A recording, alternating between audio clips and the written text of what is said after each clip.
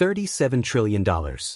That's our national debt, and if you think that number doesn't affect you, you're dead wrong. In just a few years, it could make your bank account and your pension worthless. We need to talk about what's really happening. I think that I would hate to be in the Democratic Party right now because you're in a really bad bind. You're having to defend all of this crazy spending, all of this crazy waste. So how do you do it? You do ad hominem attacks. You attack the messenger. Oh, Elon Musk, right? He's rich. He must be evil, right? That's the attacks. Really, you can't do any better than that, right? Let's talk on the policy. Help us. We're trying to save this country. This is what, and Elon Musk, who's making no money doing this, is trying to save this country. Why? Because he has invested in the United States of America more than anybody, right? So I think that we should embrace it. In fact, not a single company, governor of any state would ever turn down Elon Musk and his team of Doge from coming in and providing free services to right the course and financially in any state or organization. It's ridiculous that we would demonize someone that loves this country so much.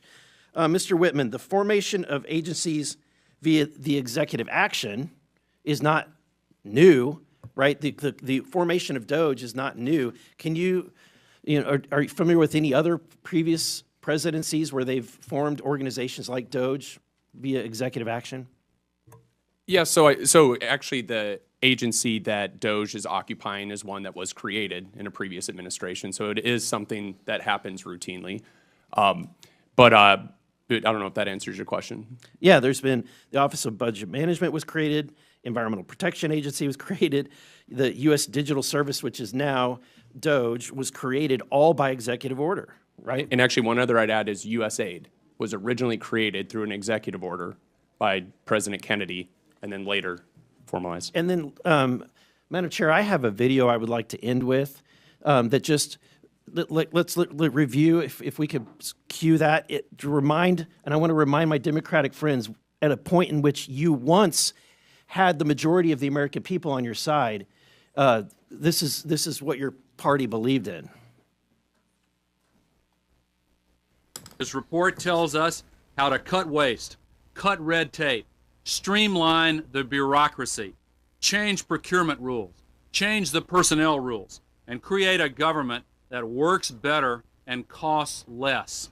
I've read it, and where it says the president should, the president will. Among the 800 recommendations, eliminating 12% of the federal workforce, merging some government agencies like the FBI, the DEA, and the Bureau of Alcohol, Tobacco, and Firearms, closing hundreds of government offices outside Washington. From the day I took office, one of the commitments that I made to the American people was that we would do a better job here in Washington in rooting out wasteful spending. We thought that it was entirely appropriate for our governments and our agencies to try to root out waste, large and small, in a systematic way. It means cutting some programs that I think are worthy, but we may not be able to afford right now. A lot of the action is in Congress and legislative, but in the meantime, we don't need to wait for Congress in order to do something about wasteful spending that's out there. We haven't seen as much action out of Congress as we'd like, and that's why we launched on our own. Hey everyone, Jace Manhwa here, and before we dive into today's topic, please hit that like button and subscribe to the channel so you don't miss out on important discussions. Today, I want to talk about something that should concern every single one of us: the direction our country is headed financially. I was just watching a clip from a hearing where Eric Burlison laid out some truly alarming facts about the national debt and government spending. He started by pointing out that the national debt is almost $37 trillion. That's a staggering number, and when you break it down, it comes out to over $323,000 for every single U.S. taxpayer. Let that sink in. We are on the precipice of a debt crisis, and if we don't act, within 15 years, our dollar could become worthless. Imagine what that would do to the life savings, pensions, and bank accounts of millions of Americans. It's a terrifying thought, and it's not a scare tactic. It's a very real possibility if we continue on this path. Burlison also brought up Social Security and Medicare.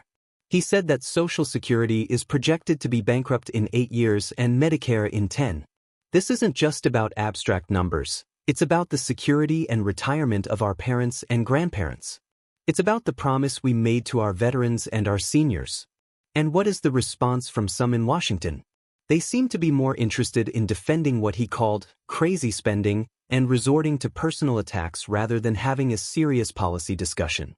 He even brought up Elon Musk, who he says is being unfairly targeted. Think about it.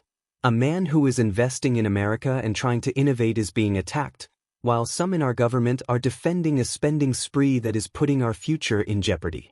It makes you wonder where their priorities truly lie. The most telling part of the video was when they played clips of past leaders. They showed former President Bill Clinton talking about cutting government waste and creating a government that works better and costs less. They even featured former President Barack Obama discussing his commitment to rooting out wasteful spending. This isn't a partisan issue. There was a time when leaders on both sides of the aisle understood the importance of fiscal responsibility. Now, it seems like we've lost our way. This isn't about blaming one party or another. It's about waking up and realizing that we have a serious problem. The future of our country, our pensions, our bank accounts, and our children's future depends on us demanding fiscal responsibility from our leaders. We need to hold them accountable, and we need to get back to the common sense principles that made this country great. That's all for today. Let me know what you think in the comments below. Do you agree with Burlison's points? What do you think needs to be done?